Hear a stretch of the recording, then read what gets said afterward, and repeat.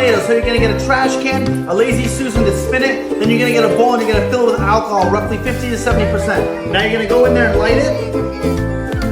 Now you're gonna give it a spin, check it out.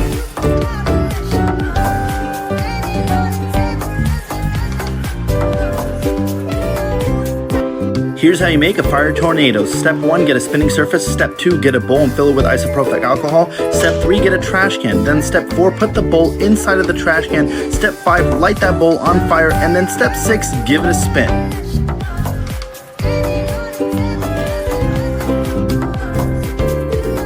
So this is the baking soda and orange challenge. Right here we have an acid and baking soda is a base. When you mix those two, it actually creates a reaction and it's really fizzy. So let's take a bite of this. Oh my God. Here's how you do the Rainbow Skittle Challenge. So what you want to do is actually add all the Skittles in order of the way you want it to be. Here I did green, yellow, orange, red, brown, and then repeated that. Then what you want to do is add water all the way around until it's barely covering about the bottom half of the Skittles. And now you just wait. This is what's so cool about this. You can just literally wait and watch it dissolve, and it takes around about 30 seconds to a minute to happen. Check it out.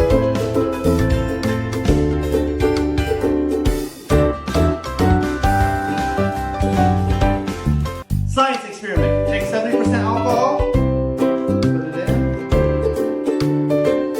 get the whole bottle wet all the way till the top from the inside. Now you take a match. Woo! Oh my gosh, guys, you see that? Woo! Woo! Whoa! Oh my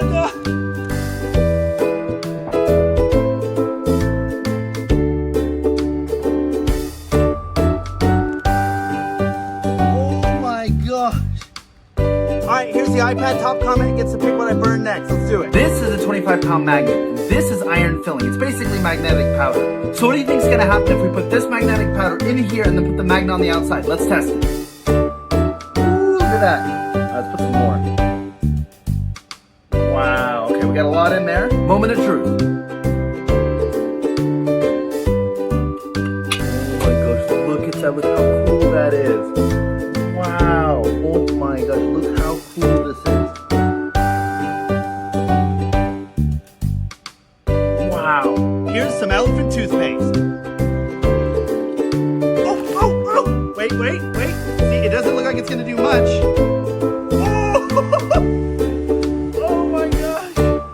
Alright guys, this is the flywheel challenge. So today we're gonna see if we can jump this tennis court with that ramp and this flywheel. Let's do it. 3, 2, 1. This is butane, and this is water. Butane can only stay liquid at room temperature, so when we tip this over, theoretically, all of that water will mix the butane, turning it back into gas, and then causing a bit of a reaction. Let's test it out. 3, 2, 1.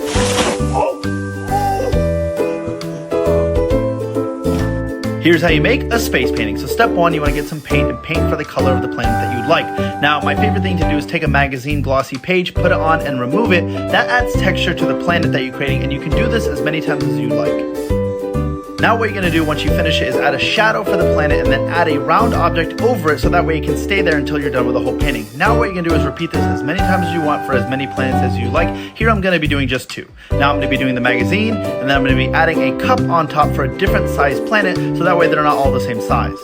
Now it's time to paint the whole canvas black. Once you've done that, you can actually take white paint and sprinkle it all across to make bigger stars, and then kind of do light sprays to make smaller stars to make it look like it's space. I like to add red and blue to get some gas in between the planets. I think it's a cool texture. And then one of my favorite things to do is actually take a piece of paper, fold it in half, and then do a spray, and it actually looks like an asteroid going through space. And now we're done. So that is how you make a space painting.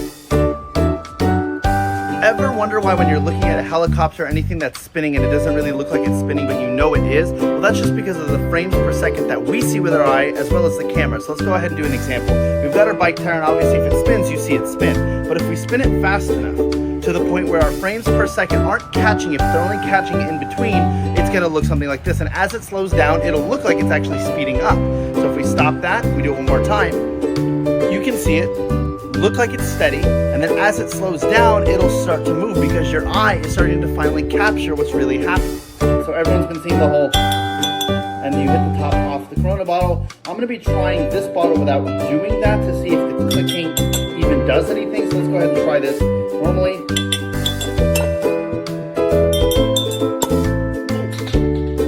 Okay, that works. Now we're gonna try it without doing the clicking. Don't even need to do that. You can just make that stuff up. Copper versus Moonlight. Let's do it.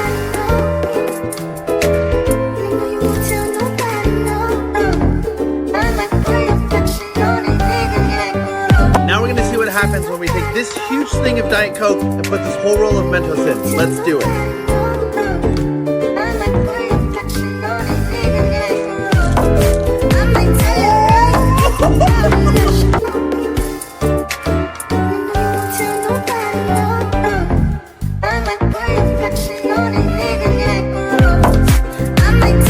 Alright guys, dry ice or boiling copper. Let's do it.